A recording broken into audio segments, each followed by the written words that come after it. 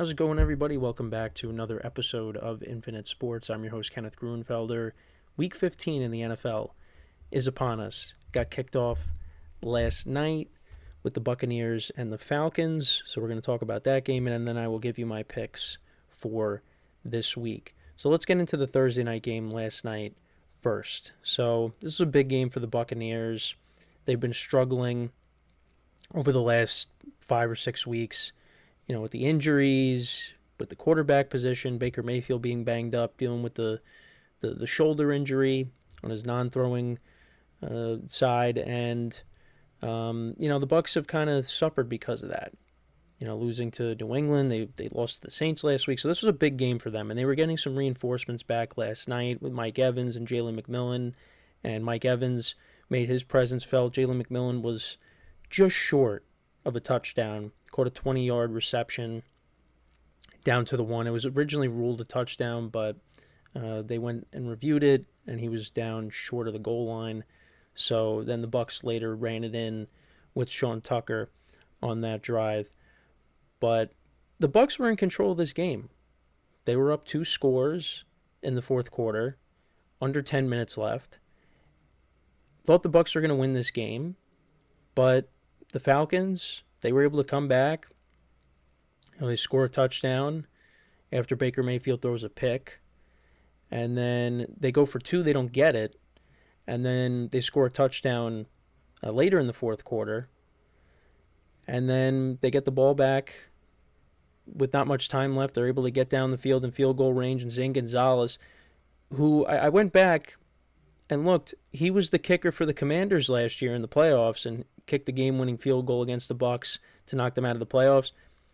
Same thing last night. Well, not the playoffs, obviously, but Zane Gonzalez kicks the game-winning field goal for the Falcons and gives them a 29-28 victory. And the Falcons, so many penalties last night. It was ridiculous. It was a flag fest last night. I couldn't believe it. And I was saying while watching the game, the Falcons lose this game.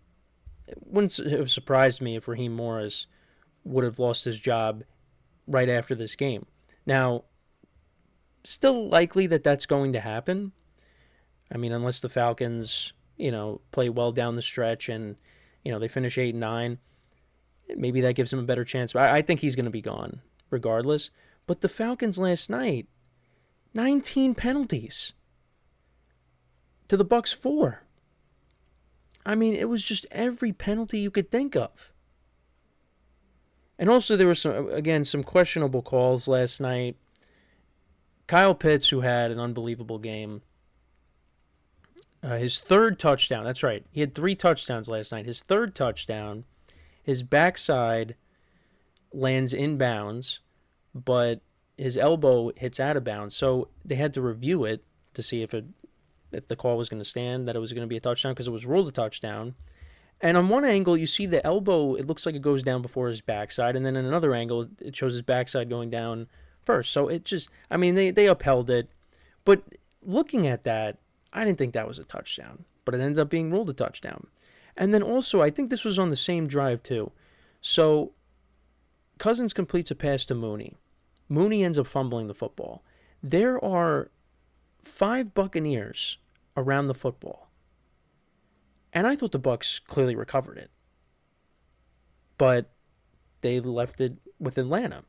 And this was before the 2-minute warning. So I was thinking, why could they have challenged it? Because I feel like the Bucs, how did the Bucs not recover that? So that was another head scratcher for me, was that Atlanta was able to recover the fumble on that. And that led to the Pitts touchdown. But yeah, the Bucs defense, both defenses struggled last night. Atlanta was able to get after Baker Mayfield and, get to him. How many sacks did they end up getting last night? They finished with, they had, what'd they have? 5 sacks last night? Actually, no. Yeah, 5 sacks of Baker Mayfield last night. And the Bucs only got to Kirk Cousins once, and it was late in the fourth quarter when you thought that was going to be the end of it. And then Cousins hits David Sills for a big gain on 4th and 14. that sets up the field goal. Cousins had a good game. I mean, he's played very well against Tampa since coming over to the NFC South. I mean, last year the Thursday night crew was all over it because they played each other on a Thursday night last year, and Kirk Cousins had 500 yards passing against them and an overtime win. And here, he had 373 passing yards, 3 touchdowns, no picks. But Kyle Pitts was the big story last night. 11 receptions, 166 yards, 3 touchdowns. I mean, this was a career day for him. And he talked about loving the state of Florida because obviously that's where he went to school. When he was interviewed after the game, joining the Thursday night crew on the post-game show. And they needed him because, with Drake London out and Darnell Mooney really wasn't impactful in this game, had a few receptions. There's no Drake London. Bijan Robinson was the second leading scorer. I mean, they needed Pitts to step up, and he did that. And he's kind of been Kirk Cousins' main target since Cousins has stepped back into the starting role, and Drake London being out. But yeah, the Bucs just, and it's not like, some of the receptions were underneath and Cousins is checking down to him, but there were times where there was just blown coverages, and they left Pitts wide open. There was one pass to him down the right side where he didn't even see the ball at first. Then he's like, oh, here's the ball right here. Makes the catch. He's behind the defense and, went for a long gain. Bucs were able to tackle him down. But he was very impactful last night. And like I said, the Falcons got after Baker Mayfield. 5 sacks. And Baker still doesn't look 100%. I mean, the numbers were a little bit better last night. He did have a pick in this game that did lead to one of the touchdowns in the fourth quarter. Was trying to hit Mike Evans, but got picked off. And now the Bucs are 7-7. And Mike Evans, like I said, made his return last night. Was targeted 12 times, 6 receptions, 132 yards. Had a 45-yard reception late that I thought was. You thought at that point the Bucs were definitely winning the game. I think the Bucs were down at that point, but it looked like all the momentum was going to the Buccaneers when Evans made that play. And there were a couple of times where Evans got banged up, and you thought, oh, here we go again. And he's a big dude, and there was a time he jumped in the air to catch a pass, and the defensive back of the Falcons came and hit him in the leg, and he flipped over. And then there was another time he made a catch on third down, and he's getting hit as he's going to the ground. You can't lose this guy, And it was nice to see their whole array of weapons together for the first time. I mean, there was no Cade Otton last night, but their receivers, you had everybody last night. You had Godwin, who had a touchdown and a 2-point conversion. Abuka made some plays last night. Mike Evans, Jalen McMillan.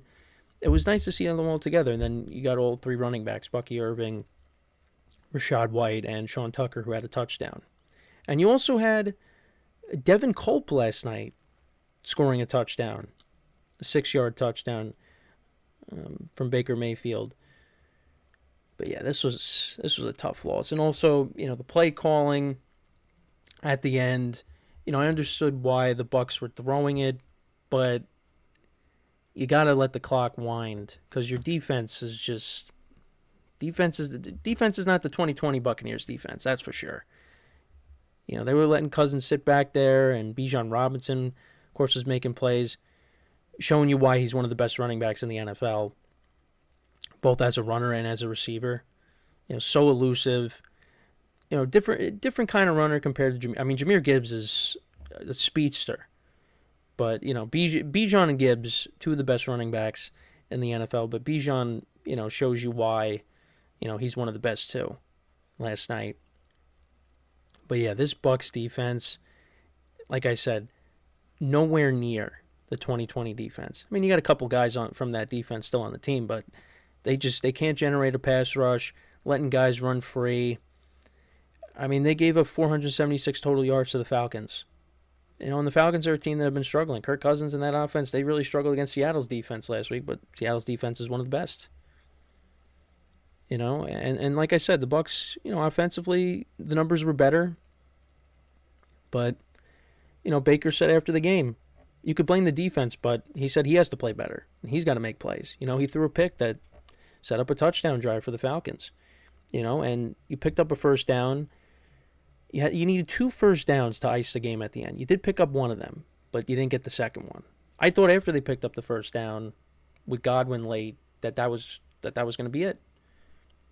But then they didn't run the football, and I thought it was working a little bit with Bucky Irving at certain points, but they tried to ice it by throwing, and it just did not work. Did not work, and this offense still is not clicking. So, look, they lost this game because of, the turnover late and, poor clock management. The defense didn't play well last night, and now they've lost to back-to-back divisional opponents. And they got the Panthers up next week, who are licking their chops because now they control their own destiny. They have taken over first place in this division. And they've kind of had a weird year, losing to bad teams, but beating some of the best teams in the NFL. Really, the Rams, knocking them off. So it's going to be a fight to the finish. So the Bucs, they got this mini bye. So they got to take advantage of it. They got to look themselves in the mirror, take a long look and say, what are we right now? Because right now they're not playing like a good football team. They're not. And Todd Bowles, if you saw his press conference afterwards, he was still, wasn't like yelling and screaming, but he was using a lot of expletives in his press conference. So he was ticked off. The whole team is ticked off. Mike Evans left the field before the clock expired.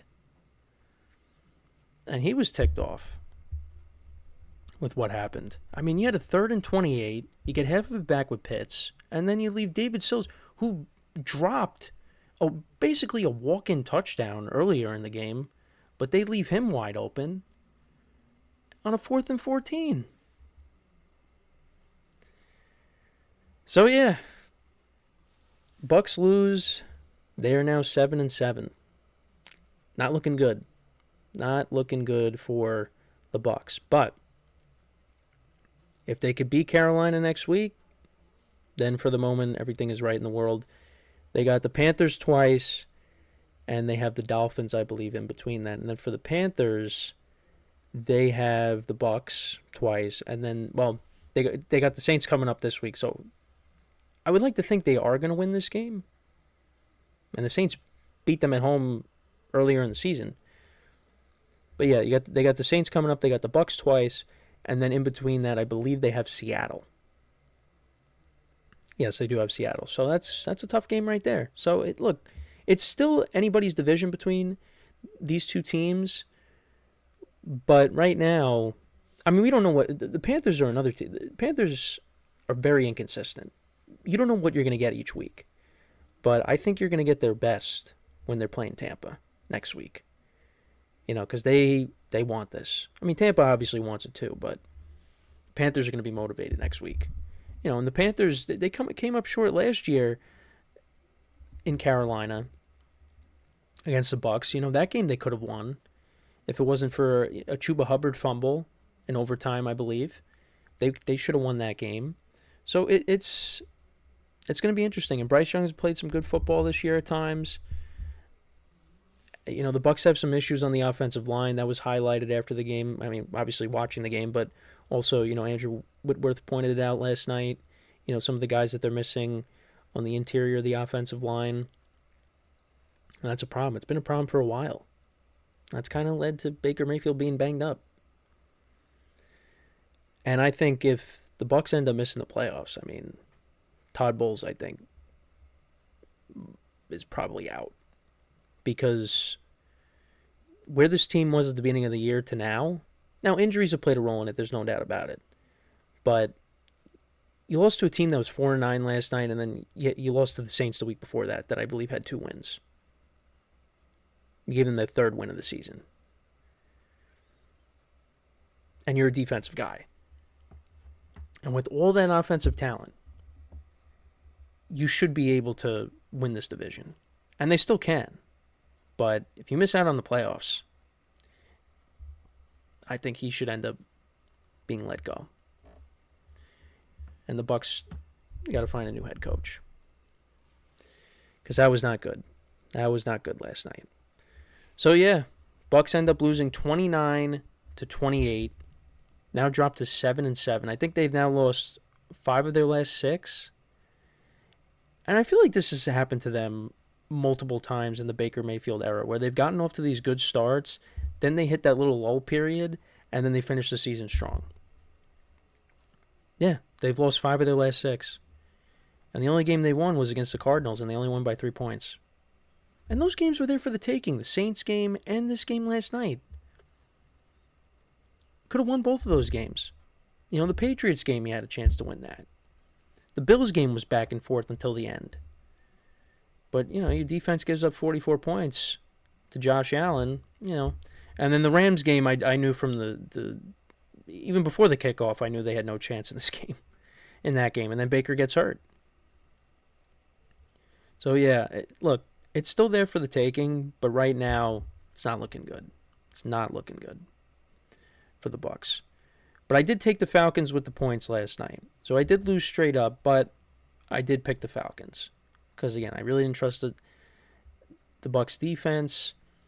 And, the Falcons, I know they haven't been great either. But Kirk Cousins has played well against them. And also the Bucs offense has kind of been struggling too in recent weeks. So, it did look good. It didn't look good when they were down by 14, but they came back and they won. So give them credit. And, good. I'll say this too. Good for Kirk Cousins last night as well, having a good game. I don't know what his future holds in Atlanta, but I definitely think in the right situation, he could still be good and he could still win you games. And he proved that last night.